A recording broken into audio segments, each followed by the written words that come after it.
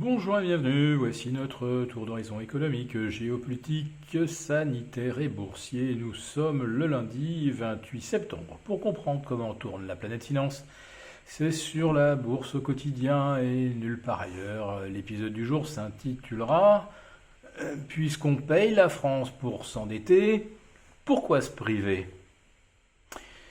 L'agence France Trésor, c'est-à-dire Bercy, c'est-à-dire le gouvernement, vient d'annoncer que le niveau de levée de fonds pour le refinancement de la dette et le fonctionnement de nos finances publiques, eh bien, ce montant sera inchangé en 2021 après un pic à 260 milliards en 2020, des émissions de bons du Trésor qui partent comme des petits pains, et le gouvernement fait donc le pari qu'il en sera exactement de même l'année prochaine. 260 milliards d'émissions obligataires où le taux d'endettement le plus défavorable est actuellement de moins 0,24.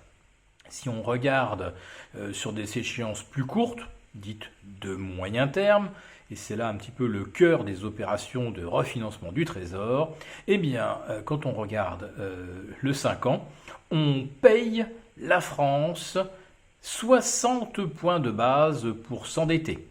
Le meilleur score, c'est sur 2 ans, où là, on paye la France 0,65% pour s'endetter. C'est-à-dire que chaque fois que la France emprunte 1 milliard, elle ne remboursera que 999,4 millions d'euros. Voilà, donc pourquoi se gêner? Alors cette année, le déficit atteindra, d'après les prévisions, 195,2 milliards d'euros. Ouf! On échappe à 10% de déficit. Il en reste quand même 9. Nous voici effectivement bien loin des 3% qui constituaient la norme, une norme complètement oubliée, Dieu merci. Mais est-ce que l'année 2021 verra effectivement, comme le gouvernement le prévoit, l'endettement chuter aux alentours de 153 milliards d'euros? Eh bien, si l'on prolonge les mesures de soutien, de prise en charge du chômage partiel, il est fort probable que cette prévision ne soit pas tenue. Alors si l'État français lève 260 milliards pour un déficit de 153 milliards, ça veut dire qu'on va avoir un petit peu d'avance. Mais 100 milliards, c'est vite absorbé quand la croissance n'est pas au rendez-vous, que les recettes fiscales sont inférieures aux attentes et que le besoin de soutien des salariés au chômage, maintenant on peut appeler ça du chômage longue durée, si ça doit durer jusqu'en juin 2021, la note risque quand même d'être salée. Bon, évidemment, ça n'impressionne absolument pas la bourse de Paris, où le CAC 40 tente d'atteindre les 2% de hausse. En tout cas, on refranchit les 4008 après avoir testé au plus bas vendredi 4666. À quoi correspondait 4666? Eh bien, à rien. Absolument à aucun support, aucune ligne, aucune oblique, aucune zone d'accumulation. Non, ça rebondit comme ça sur 4666, ça aurait pu être 4690 ou 4730, ça n'aurait rien changé puisqu'il n'y avait plus de support en dessous des 4780. Alors, notons tout de même que lors d'un petit excès baissier intraday cet été, on a quand même vu au plus bas 4730. Voilà, ça aurait pu constituer une référence.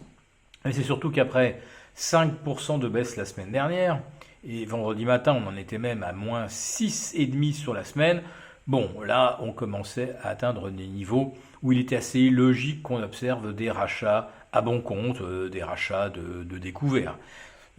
Il y en a peu en fait des rachats de découvert, mais enfin quand même, il y a forcément du short sur les parapétrolières, sur les foncières et sur les banques. Et puis bien sûr quelques dossiers, on va dire des dossiers bingo, où ceux qui ont misé sont tout contents d'encaisser 32% sur Lagardère vendredi, et on atteint maintenant les 40% sur Genfit, qui avait déjà, je pense, gagné plus de 20% vendredi. Voilà. Et tout le monde espère, en achetant des valeurs un peu spéculatives, décrocher la timbale, faire bingo. Et les habitudes spéculatives, pour l'instant, demeurent quand même bien présentes. Et ça ne concerne pas seulement que le compartiment des actions, mais également le compartiment obligataire. Bon, nous avons commencé ce point quotidien par les bons du Trésor français, mais rassurez-vous, les obligations d'entreprise se portent tout aussi bien. À tel point d'ailleurs que la valeur globale des émissions corporate françaises rejoignent leur sommet d'avant la crise du Covid, y compris en incluant le high yield. Donc il y a toujours un appétit féroce pour le risque, quelle que soit sa forme, qu'il s'agisse des actions ou qu'il s'agisse des obligations. Donc pour l'instant, on est toujours dans un marché risk-on, même si les signaux d'éventuels renversements de tendance se multiplient pour l'instant. Ils n'inquiètent personne, pas plus que la dette française.